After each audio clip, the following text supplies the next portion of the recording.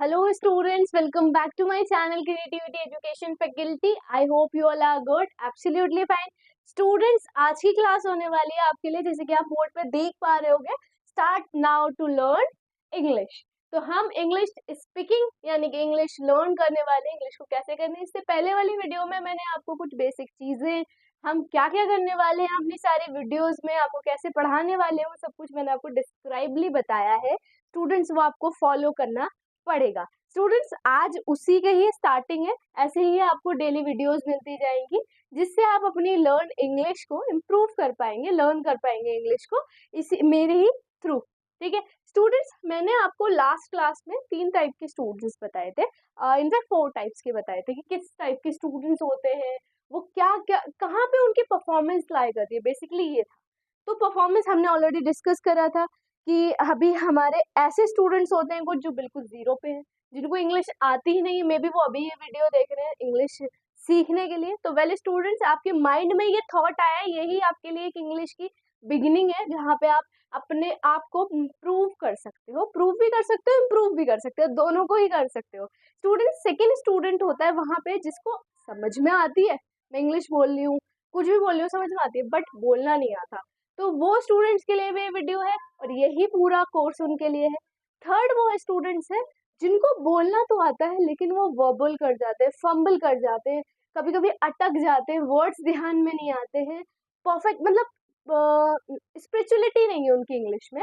वो उनके लिए भी ये वीडियो है ताकि वो अपनी स्पिरिचुअलिटी मेंटेन कर पाए, कंसिस्टेंसी उनकी इंग्लिश में, मतलब एकदम फंबल ना करे, वो फ्लुएंटली बोलते चले जाए. तो जिनकी फ्लुएंसी में प्रॉब्लम है वो भी इनके लिए है. तो 3 टाइप ऑफ स्टूडेंट्स मैंने बता दिया जो कि अपने इंग्लिश को इम्प्रूव कर सकते हैं with me to consist this.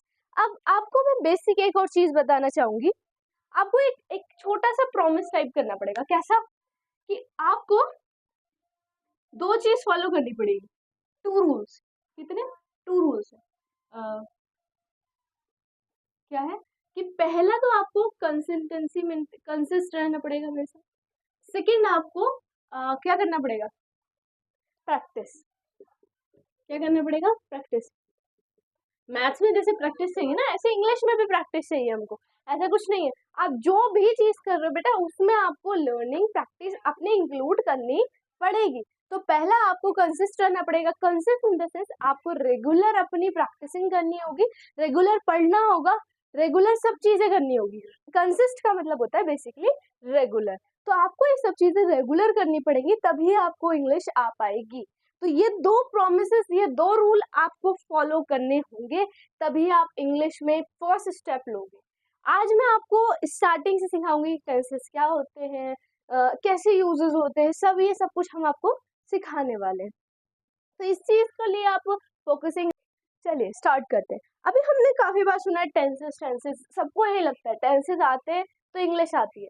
कहीं ना कहीं 10-20% प्रूव ये सही बात भी है कि टेंसेस आते हैं. तो आपको जो सेकंड स्टूडेंट था ना, याद है वो जिसको समझ में आता है बोलना नहीं आता, वो समझने वाले स्टूडेंट्स आप बन जाओगे. मतलब जीरो वाले स्टूडेंट्स की जो पोजीशन है वो अपग्रेड हो जाएगी. वो इंग्लिश जो जीरोस की थी वो उसको समझ में आने लगेगी. तो हमें समझ में आने के लिए टेंसेस चाहिए. जब हमें समझ में आना स्टार्ट हो जाता है तब हम फोकस करते हैं अपने स्पोकन पे. स्पोकन जब हम कर पाएंगे तभी हमें आगे भी हम फ्लुएंटली बोल पाएंगे, तभी हम बोलेंगे भाई हमसे इंग्लिश आती है.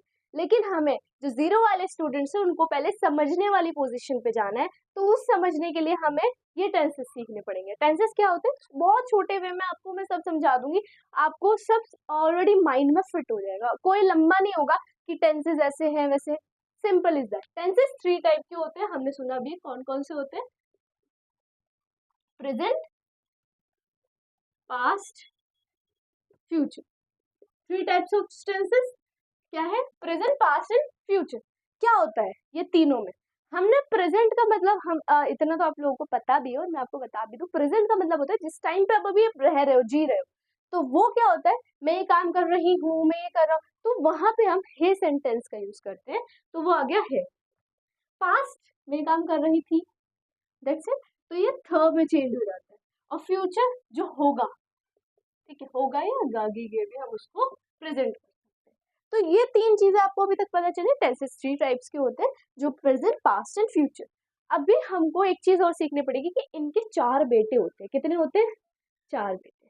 सिंपल वे में थोड़ा हम इनको इंटरेस्टिंग वे में जितना पढ़ेंगे स्टूडेंट्स उतना आपके माइंड में कंसिस्ट होगा। इनके 4 बेटे होते हैं। क्या होते हैं? 4। क्या क्या होते हैं वो? क्या क्या होते हैं वो? जैसे कि इंडेफिनिट, ठीक है, continuous, perfect, perfect continuous. Just for knowledge students, अगर आपको नहीं समझ में आ रहा है कि मैम क्या समझा रही है, इट्स ओके। ये वाला जो पार्ट है, जो इनके 4 बेटे हैं, वो सिर्फ जस्ट फॉर नॉलेज। जब मैं इन्हें एक एक बॉक्स पे आऊंगी तब आपको सारी चीजें समझ में आए। मैं आपको जब लिंक करवाऊंगी कि बेटा मैंने उस टाइम पे आपको बताया था कि indefinite, continuous, perfect, perfect continuous ये होते हैं। यही 4 बेटे बेटा सब में, इसमें भी इंडेफिनिट है, इसमें भी कंटिन्यूअस है, इसमें भी परफेक्ट है, इसमें भी परफेक्ट कंटिन्यूअस है, और सेम एग्जैक्टली इसमें भी है। ठीक है, सिर्फ चेंजेस क्या होगा कि यहाँ पे इंडेफिनिट की पहचान होती है, जो हम अभी देखेंगे क्या होती है। पास्ट की पहचान होती है, जो हम देखेंगे क्या होती है। अभी आपको इतना कंफ्यूज नहीं होना। अभी आपको सिर्फ इतना ध्यान रखना है कि टेंसेस के 3 पार्ट्स होते हैं, प्रेजेंट, पास्ट एंड फ्यूचर। इनके 4 बेटे होते हैं। क्या? Indefinite, continuous, perfect, perfect continuous. अभी सिंपल।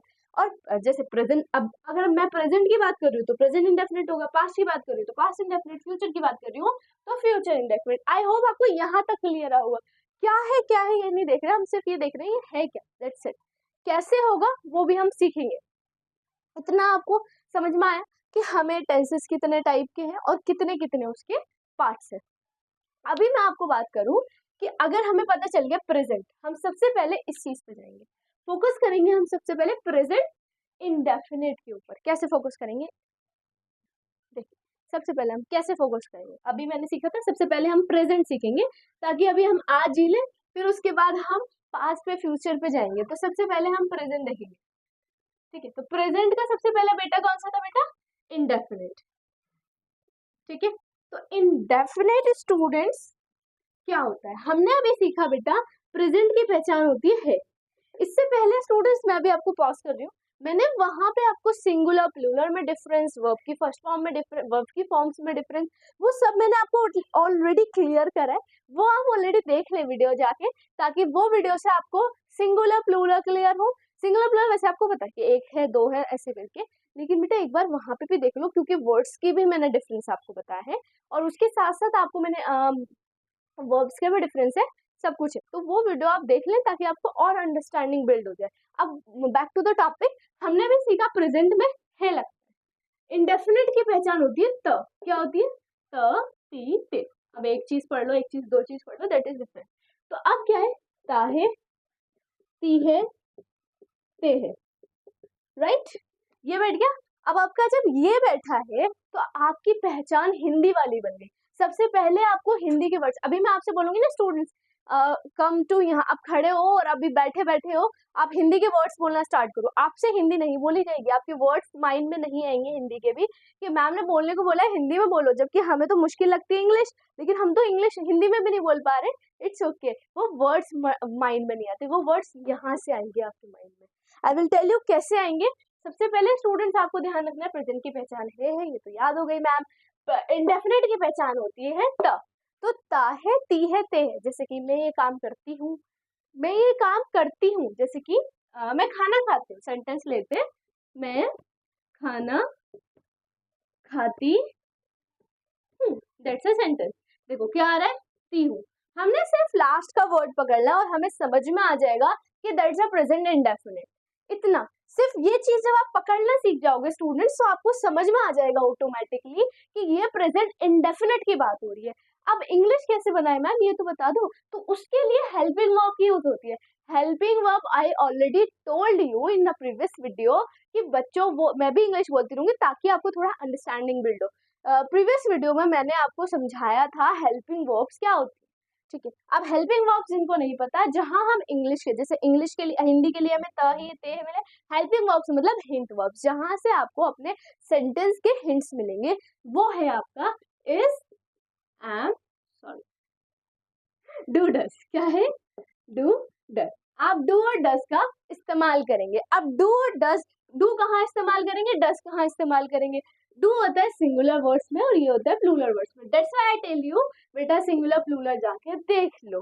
तो स्टूडेंट्स यहाँ है डू, तो डू में हम सिंगुलर चीजें, जैसे मैं खाना खाती हूँ तो मैं सिंगल हूँ बेटा, तो मैं आई डू, क्या बनेगा इसमें, मैं का मतलब आई, डू लगा दिया मैंने हेल्पिंग वर्ब। हेल्पिंग वर्ब हमेशा कौन से नंबर पे लगती है, सेकंड। मैं आपको आराम आराम से समझाऊंगी।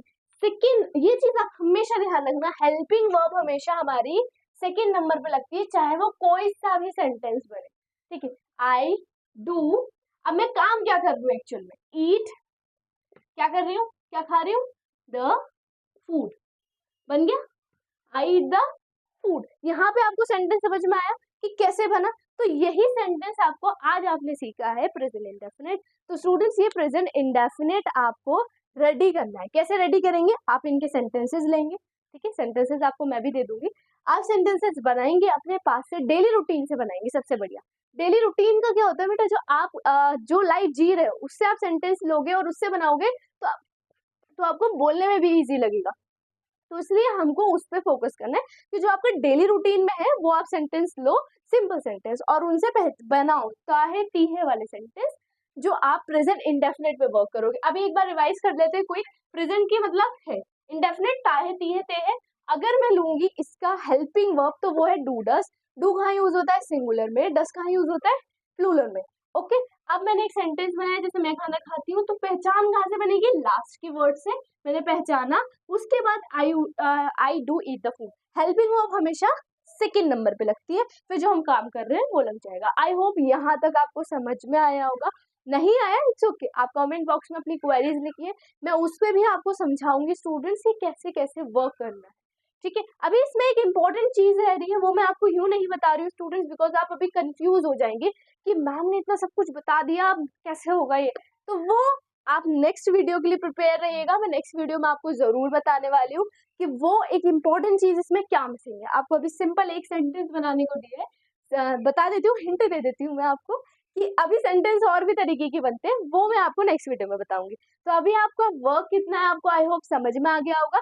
आप इस पे फोकस करिए और मिलते हैं नेक्स्ट वीडियो में, नेक्स्ट स्पिरिचुअलिटी के साथ, अपनी न्यूनेस के साथ हम नेक्स्ट वीडियो में अच्छे से समझेंगे कि क्या है अगला नेक्स्ट, और प्रेजेंट इंडेफिनिट को आप एकदम क्लियर कर लेना।